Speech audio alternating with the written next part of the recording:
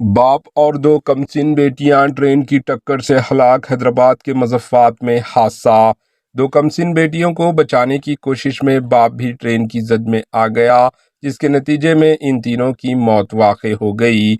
यह हादसा इतवार की शाम हैदराबाद के मुज़फ्फराबाद में वाक़ गौड़ावली रेलवे स्टेशन के पास पेश आया। रेलवे ट्रैक मैन कृष्णा अपने अरकान ख़ानदान के साथ मेडचल राघवेंद्रा नगर कॉलोनी में मुकीम था। कृष्णा ड्यूटी को जाते वक्त अपनी दोनों बेटियां 11 साला वर्षिता और 5 साला वैरनी को साथ ले गया। लड़कियां रेलवे ट्रैक के पास खेल रही थी कि इसी दौरान रायलसीमा एक्सप्रेस आ रही थी। बाप ने ट्रेन को देख लिया और बच्चों को बचाने की कोशिश में रेलवे ट्रैक पर पहुंच गया। इसी दौरान ट्रेन वहां आ गई, जिसकी जद में आकर बाप और दोनों बेटियां हलाक हो गई। Bureau report, HN news.